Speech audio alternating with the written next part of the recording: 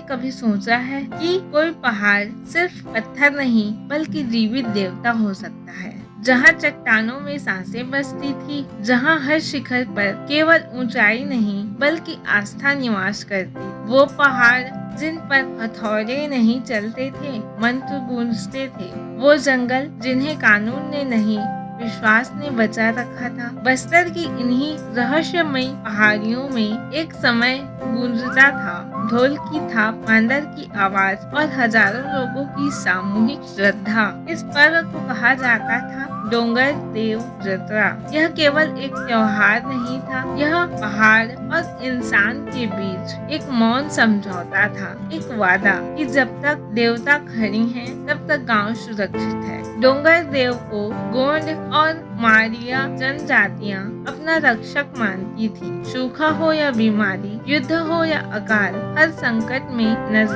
नजरें इन्हीं पहाड़ियों की ओर उठती थी। लेकिन समय बदला, पहाड़ों को देवता नहीं खनिज समझा जाने लगा। जंगलों पर विश्वास नहीं, फाइलों की मुहर लगने लगी और धीरे धीरे डोंगर देव जतरा मेले से कथा बना, कथा से स्मृति और स्मृति से लगभग इतिहास। आज हम आपको ले चलेंगे बस्तर की उन्हीं पहाड़ियों में, जहां आज भी हवा पुरानी प्रार्थनाएं फुसफुसाती हैं। यह कहानी है एक खोए हुए पर्व की, एक टूटते रिश्ते की और उस सवाल की, क्या विकास के नाम पर हमने अपने देवताओं को खो दिया। यह है डोंगर देव जतरा की अनसुनी कहानी। डोंगर देव जतरा मनाई जाती थी छत्तीसगढ़ की उन गहरी पहाड़ियों में, जहां जंगल और चट्टानें एक दूसरे से कहती थीं, यहाँ जीवन और विश्वास साथ चलते हैं। बस्तर का क्षेत्र अबुझमाड़, नारायणपुर, कोंडा गांव, दंतेवाड़ा और सुकमा, यहाँ के हर गांव और घाटी में इस पर्व की गूंज सुनाई देती थी। यह केवल उत्सव नहीं था, यह गोंड जनजाति का जीवन, उनकी संस्कृति और आत्मा का प्रतिबिंब था। विशेषकर मारिया, मुरिया और दोरला गोंड के लिए ये पर्व मानो पहाड़ों से सीधा जुड़ा हुआ था। हर चोटी, हर घाटी, हर जंगल उनके लिए केवल जमीन नहीं बल्कि जीवित देवता थे। कदम पर श्रद्धा, हर हाथ में विश्वास और हर धड़कन में पर्व का संगीत था। ये पर्व सिर्फ मनाने के लिए नहीं, जीने के लिए था, पहाड़ों के साथ, प्रकृति के साथ और अपने पूर्वजों की आस्था के साथ। डोंगर का अर्थ है पहाड़ और देव का अर्थ है देवता। गोंड मान्यता में हर बड़ा पहाड़ सिर्फ चट्टान नहीं बल्कि एक संरक्षक देव होता था। यह देवता केवल दिखाई देने वाला नहीं था, वह वर्षा देता था, जंगल की रक्षा करता था और जानवरों और इंसानों की सुरक्षा करता था। गोंड के लिए पहाड़ों को नुकसान पहुंचाना किसी देवता को चोट पहुंचाने के समान माना जाता था। हर चोटी, हर घाटी, हर शिला में उनकी श्रद्धा और विश्वास बसता था। इसलिए पर्व और पूजा केवल प्रतीक नहीं थे, वे अपने संरक्षक देव के साथ एक गहरा जीवन भर का रिश्ता बनाते थे। यह रिश्ता प्रकृति और इंसान के बीच अद्वितीय और पवित्र था।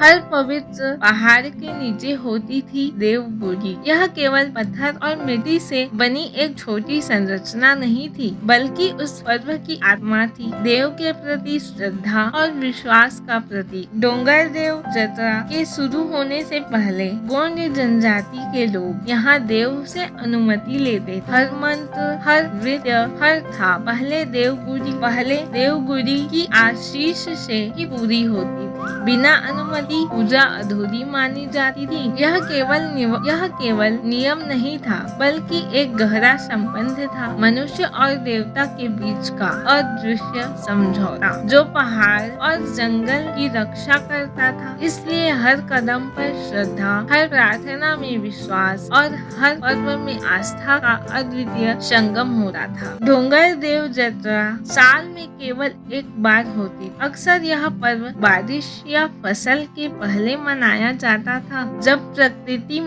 प्रकृति के परिवर्तन और गांव का भविष्य सीधे जुड़े होते थे। यह केवल पूजा नहीं थी, यह केवल नृत्य और मंत्र नहीं थे, यह गांव के भविष्य का संकल्प था। संकल्प की वर्षा समय पर आए, फसल उगे, जंगल और जानवर सुरक्षित रहे और गांव के लोग सुख शांति में रहें। हर ढोल की थाप, हर नृत्य का कदम, हर मंत्र की गूंज, यह सब विश्वास और आस्था का प्रतीक था। यह पर्व केवल समय की गणना नहीं करता था, बल्कि जीवन और प्रकृति के बीच संतुलन बनाए रखता था। डोंगर देव जत्रा में हर व्यक्ति अपने हिस्से का वचन देता था और पहाड़ अपने देव उस वचन का गवाह बनते थे।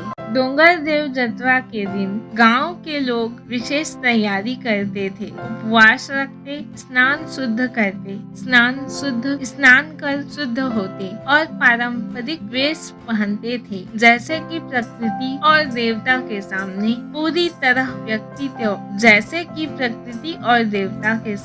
पूरी तैयार हो। पूजा की सामग्री साधारण लेकिन गहरी अर्थ वाली होती थी। महुआ, धान, ताजा साग सब्जी, लाल मिट्टी, फूल, पत्ते, नारियल, हर चीज अपने स्थान पर विश्वास और आस्था का प्रतीक बन जाती थी। कुछ क्षेत्रों में प्रतीकात्मक या पारंपरिक बलि भी होती थी। यह हिंसा नहीं थी, बल्कि ऊर्जा का आदान प्रदान माना जाता था। एक तरह से प्रकृति और देवता के साथ संवाद, हर तैयारी, हर सामग्री, हर प्रतीक इस पर्व की गहराई और पवित्रता को दर्शाता था। यह केवल उत्सव नहीं, यह जीवन और विश्वास की एक झलक थी। डोंगर देव जत्रा में मांदर और ढोल की थाप पर सामूहिक नृत्य होता था। हर कदम, हर ताल विश्वास और श्रद्धा का प्रतीक था। देव गीत गाए जाते थे, उनमें पहाड़ों की कहानियाँ, देवताओं की कृपा और चेतावनियाँ शामिल थीं। ये गीत केवल मनोरंजन नहीं थे, यह संस्कृति और इतिहास का जीवित दस्तावेज थे। गोंड संस्कृति लिखी नहीं गई, वो गाई गई।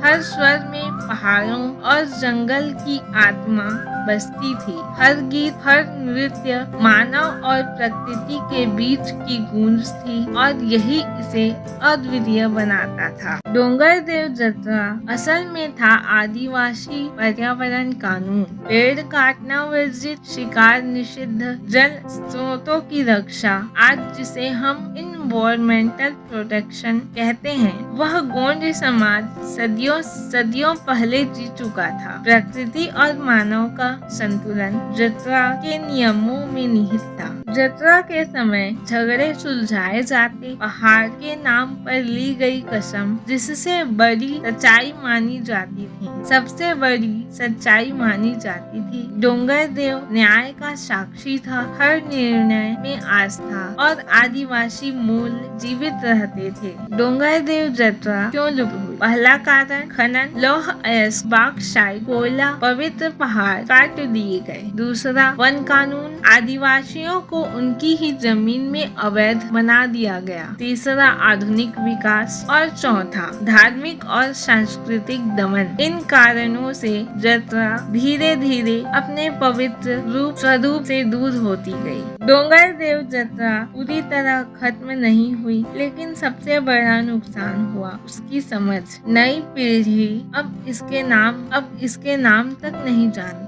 जो कभी जीवन और प्रकृति के बीच संतुलन की गूंज थी, वह अब केवल स्मृति में बची है। हाँ, अगर नेतृत्व आदिवासियों के हाथ में हो, सम्मान के साथ हो और बिना बाहरी दबाव के, तभी यह पर्व फिर से जीवित हो सका है और पहाड़ और मानव के बीच का वह पवित्र संतुलन लौट सका है। डोंगर देव जत्रा पर्व नहीं थी, वह समझ कि इंसान और पहाड़, प्रकृति और विश्वास एक दूसरे के बिना अधूरे हैं। जब तक पहाड़ पूजे गए, जीवन बचा रहा, हर वर्षा समय पर आई, फसलें हरी भरी रही और गांव सुरक्षित रहे। और जिस दिन पहाड़ टूटने लगे, मिट्टी खोई, जंगल कटे, जनजातियां विस्थापित हुई, उसी दिन सभ्यता कमजोर होने लगी। क्योंकि जब इंसान अपने देवता को भूल जाता है, अपने